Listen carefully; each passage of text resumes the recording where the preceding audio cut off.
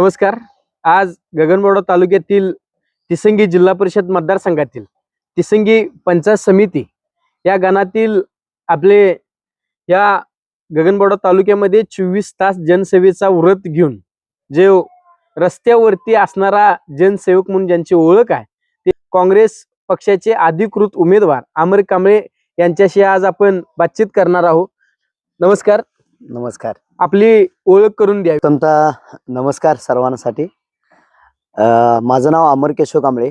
मी निवडेगावचा रहिवासी आहे. त्याचबरोबर माझं शिक्षण 12वी आणि ॲग्री डिप्लोमा झालेला आहे माझा. म्हणजे उच्च शिक्षित आहात. हो हो.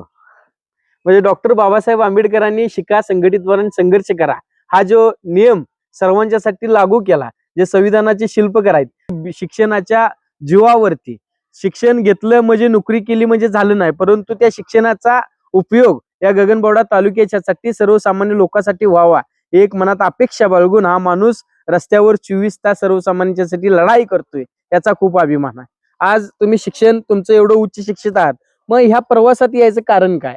महत्वाचं म्हणजे माझ्यावर कायमच छत्रपती शिवाजी महाराज आणि डॉक्टर बाबासाहेब आंबेडकरांच्या विचारांचा पगडा, म्हणजे माझ्या निवडेगावचे जे जुने जाणते लोक आहेत, आम्ही खाली आमचा चौक आहे निवड्याचा, त्या चौकात शिवजयंती करायचो.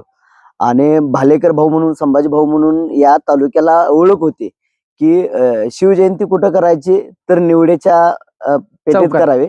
आणि त्यावेळीपासूनच छत्रपतींचं स्वराज्याचं जे स्वप्न आहे, बाबासाहेबांचं जे स्वराज्याचं स्वप्न आहे, त्याचा पगडा, विचारांचा पगडा माझ्या कायमच डोक्यात राहिला. मग इथून मागे ह्या राजकारणाच्या प्रवाहात येण्या अगोदरचा का तुमच्या घराला वारसा कसला राजकारणाचा होता, सामाजिक कार्याचा होता, काय वारसा सांगू? मला राजकारणाचा घराला वारसा नाही, परंतु समाजकार्याचा वारसा बंकट साहेब, म्हणजे बंकट थोडगे माझे सभापती गगनबावड्याचे बंकट थोडगे, त्यांच्याबरोबर मला म्हणजे वयाच्या 18व्या वर्षी पहिलं मतदान मी, मला वाटतं तिथंच केलं असेल बंकट साहेबांना. आणि वयाच्या 18व्या वर्षी मी साहेबांच्या सोबत राहिलो. आणि त्यांच्या सामाजिक कामाची जी आवड होती, म्हणजे की त्यांचं म्हणजे त्यांच्या बरोबर असणारं तुमचं घनिष्ठ संबंध, म्हणजे एकंदरीत संगत गुण महत्वाचा असतो. तुम्ही ज्याच्या सोबत राहताय त्याच्यावरती तुमचं चाकुरीबद्दल जगण्याला मार्ग लागत असतो. काँग्रेस पक्षाचे बंटी पाटील जे आमदार आहेत विद्यमान, त्यांचा काँग्रेसच्या गटाची ह्या गगनबावडा दोन्ही मतदारसंघावरती पकड, मजबूत पकड आहे, म्हणून तुम्ही घेतलेला निर्णय का बंटी पाटलांचाच तुम्ही काम करता इथे? विचारानच काँग्रेसची आहे. आणि महत्वाचं म्हणजे पुरोगामी विचार हा काँग्रेसचा आहे. प्रत्येक व्यक्ती हा देशाच्या जडणघडणीचा फार मोठा वाटा आहे, प्रत्येक व्यक्ती. बरोबर. आणि आपलं कर्तव्य आहे, समाजाप्रती आपण योगदान देणं हे प्रत्येक व्यक्तीचं गरज आहे त्या अनुषंगाने. आणि महत्वाचं म्हणजे आपण काम करत राहिलो तरच त्याचा आपणाला फायदा होत राहतोय. आणि माझ्यावर या कामाच्या माध्यमातून बंटी साहेबांनी फार मोठा विश्वास ठेवलाय. 2007ला थोडगे साहेबांच्या बरोबर काँग्रेसमध्येच असताना मी काम केले. स्थानिकला, गाव लेवलला सरपंच दगडू भोसले साहेब यांच्या बरोबर मी काँग्रेस बरोबरच काम, म्हणजे काँग्रेस विचारांची श्रेणीत तुम्ही आजपर्यंत वावरलाय. मग काय समस्या काय त्या मतदारसंघाच्या? मी साधारणतः असं कुठलं गाव नाही मतदारसंघातलं, म्हणजे पूर्ण जिल्हा, मी आता पंचायत समिती पुरता मर्यादित नाही, तर पूर्ण तालुकाभर मी माझे कामाच्या माध्यमातून ओळख निर्माण केले. मग रस्त्यावरचे अपघात असून देत, मी थोडगे साहेबांची ॲम्ब्युलन्स होती, बरोबर, आणि मी ॲम्ब्युलन्स 4 व्हीलर चालवायला त्या गाडीवरच शिकलो.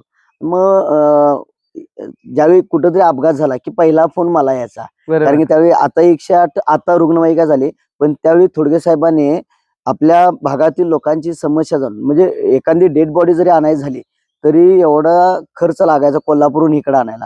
मग थोडगे साहेबांनी त्या ॲम्ब्युलन्सचा विषय डोक्यात घेतल्यानंतर ना, मग ॲम्ब्युलन्सवर कायमस्वरूपी माणूस असायला, आर्थिक बाकीच्या गोष्टी पाहिजे.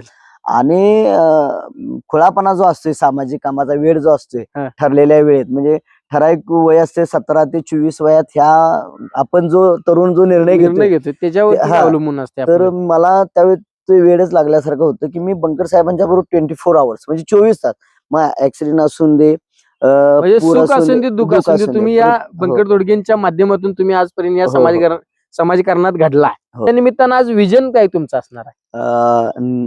विजन म्हणजे मला प्रत्येक माणसापर्यंत, तळागाळापर्यंत पोहोचायचं, हेच माझं महत्वाचा विषय आहे. की नाही, वैयक्तिक लाभ प्रत्येकाबरोबर पोहोचत असताना तुमच्या त्या लोकांच्या वैयक्तिक लाभाच्या योजनेच्या माध्यमातून पोचायचं आहे का वैयक्तिक काय असं? हा, आता पंचायत समिती लेवलला विषय जर घेतले तर बरेच विविध योजना आहेत, म्हणजे अशा वैयक्तिक आहेत, लाभाच्या योजना आहेत.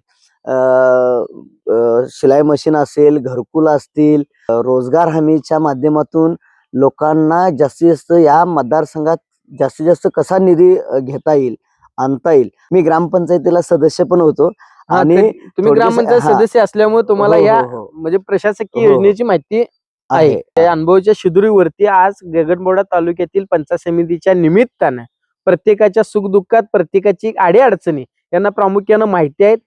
त्या अनुभवाच्या शिदुरीवरच आज अमर केशव कांबळे पंचायत समितीच्या निवडणुकीच्या माध्यमातून एक वेळ संधी द्या, या संधीचं सोनं करतो अशी ही भावना असणारा माणूस तुमच्याकडे तालुक्याला असा चेहरा मिळतो, याचं खूप भाग्य आहे असं म्हटलं तर वावगं ठरणार नाही. बंटी साहेबांनी आमच्यावर विश्वास ठेवून आम्हाला जी उमेदवारी दिली, निश्चितच आश्वासन देणं एवढा मी मोठा नाही, पण मी न बोलता बरेच काही गोष्टी करून जाणार आहे. मी शब्द देण्यापेक्षा शब्द पाळणारा कार्यकर्ता आहे. मी प्रत्येक माणसाच्या सुखदुःखात असेल, विविध वेगवेगळ्या प्रकारच्या योजना असतील, त्या योजना तळागाळापर्यंत कशा पोहोचवतील.